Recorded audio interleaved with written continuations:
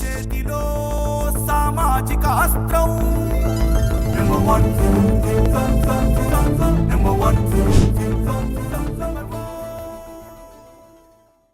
గత 5 సంవత్సరాల్లో చూస్తే జగన్మోహన్ రెడ్డి గారు చరిత్రలో ఎంతో మంది ముఖ్యమంత్రులు వస్తారు కానీ ఇతను చేసినటువంటి అన్యాయం ఈ రాష్ట్రానికి బహుశా ఈ దేశ చరిత్రలోనే ఏ ముఖ్యమంత్రి కూడా చేసి ఉండడు. ఒక రాష్ట్రానికి, ఒక రాష్ట్ర ప్రజలకు చేసినటువంటి అన్యాయం.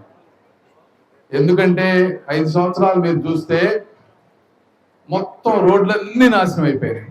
జనరల్గా ఒకసారి రోడ్డు వేస్తే 5 ఏళ్ళు ఉంటుంది, కొంచెం బాగా వేస్తే 6-7 ఏళ్ళు ఉంటుంది. అవన్నీ ప్రతి సంవత్సరం 10%, 20% రోడ్లు వేస్తాం. ప్రతి సంవత్సరం 10% బాగు చేసుకుంటా ఉంటాం.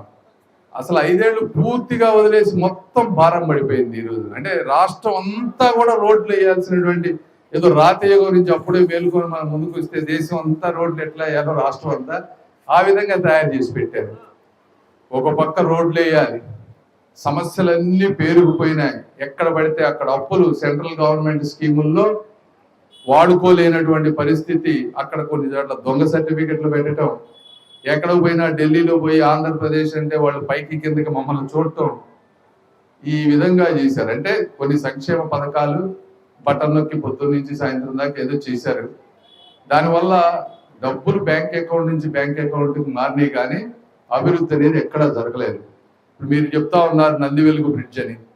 నంది వెలుగు ఒక బ్రిడ్జిలు తీసుకురావాలంటే నిజంగా వాస్తవంగా ఇక్కడ కానీ ఎమ్మెల్యే గారు కానీ ఎంపీ సమర్థవంతమైన నాయకులు లేకపోతే బటన్ నొక్కడం అన్నిటికంటే ఈజీ. అప్పు తెచ్చి నొక్కడం ఎవరైనా చేస్తారు. కానీ ఒక పని చేయించాలంటే, ఒక రోడ్ వేయించాలంటే, ఒక వాటర్ ట్యాప్ తీసుకురావాలంటే, ఒక బడి కట్టాలంటే మాత్రం కోఆర్డినేషన్ ఉండాలి. బ్రిడ్జిలు కట్టాలంటే మా గవర్నమెంట్లోనే 2014లో నంది వెలుగు బ్రిడ్జ్ శాంక్షన్ అయింది. 2014లో అవునా?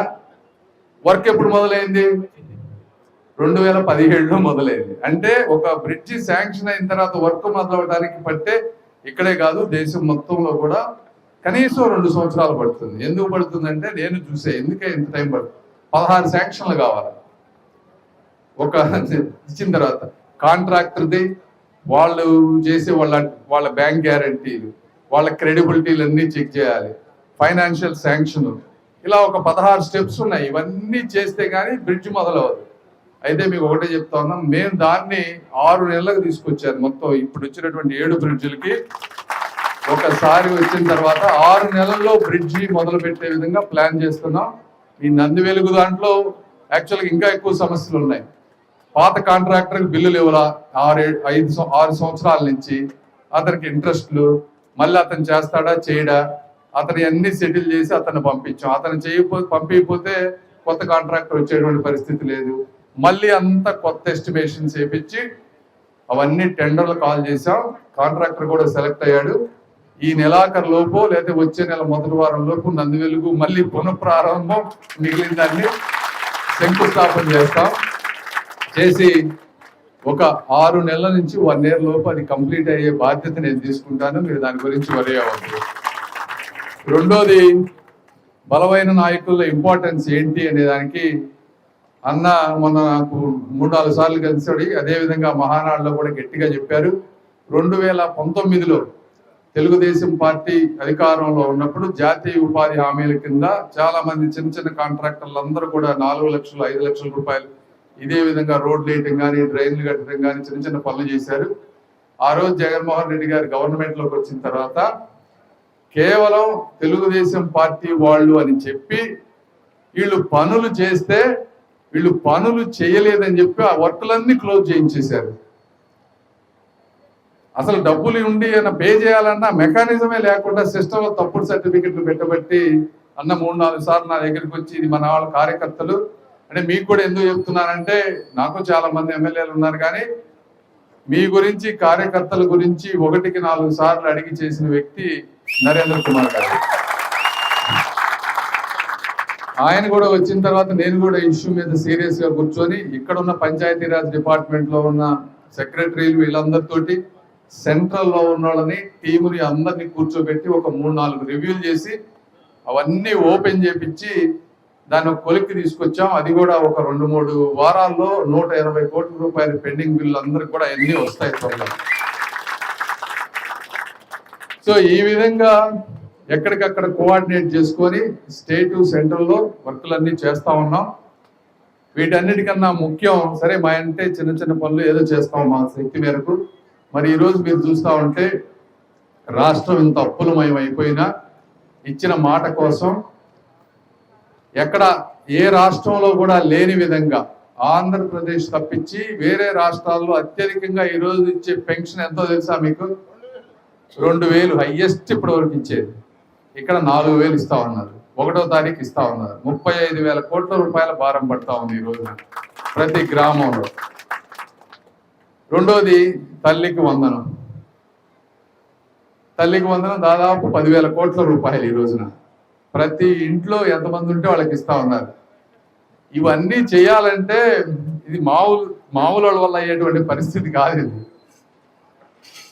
ఇవన్నీ మరి ఎట్లా చేస్తున్నారో కానీ శ్రీ నారా చంద్రబాబు నాయుడు గారు, అదేవిధంగా నారా లోకేష్ గారు కూర్చొని ఇచ్చిన మాట ప్రకారం ఈ రోజున ప్రతి వ్యక్తికి 13,000, ఒక 2,000 స్కూల్స్ డెవలప్మెంట్కి మొత్తం 15,000 రూపాయలు ప్రతి ఇంట్లో వేస్తా ఉన్నారు.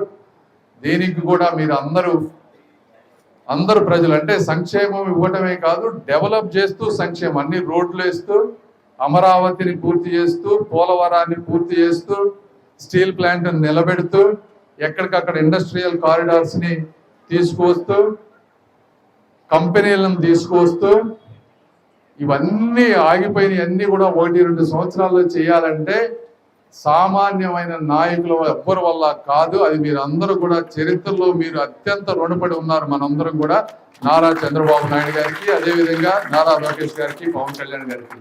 ఇవన్నీ మీరు అందరూ దయచేసి గుర్తుపెట్టుకోవాలి. ఒక్కసారి వచ్చిన మోసంతో 5 సంవత్సరాలు ఆయనకు అప్పచెప్తే సర్వనాశనం చేశారు. మళ్ళీ మీరు కులాల కుంపట్లతోటి ఇవన్నీ మర్చిపోయి, కడుపు నిండగానే 3 ఏళ్లు అన్ని మర్చిపోయి వేరే ఏమి చేయరని ప్రతి ఒక్కళ్ళు కూడా మీరంతా కూడా బాధ్యత తీసుకుంటారని వీటన్నిటిని అంటే మళ్ళీ అంటే మీకు ఇక్కడ మీ నియోజకవర్గాన్ని యాక్చువల్గా నేను కూడా అభినందించాలి. ఎందుకంటే ఒక ఎమ్మెల్యే ఒక 2 సార్లు గెలవటం, 3 సార్లు గెలవటమే చాలా కష్టం ఎక్కడైనా సరే.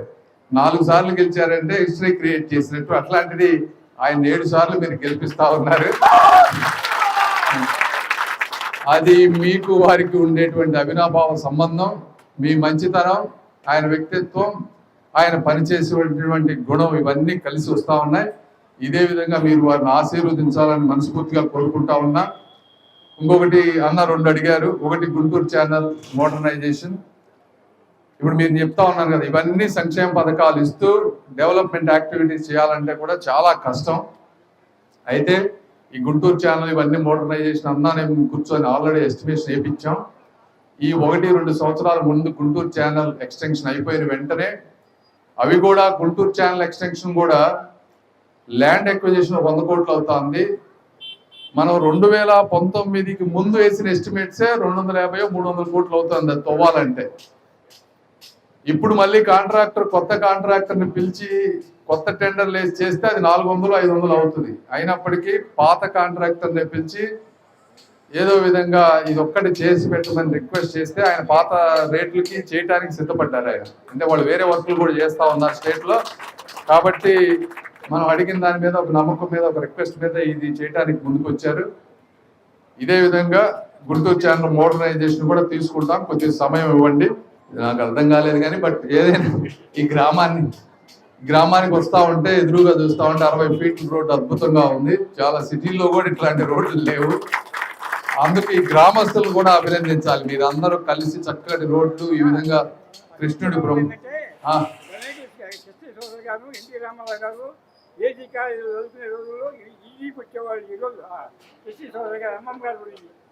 పాయింట్ చెప్పు ఏంటైతే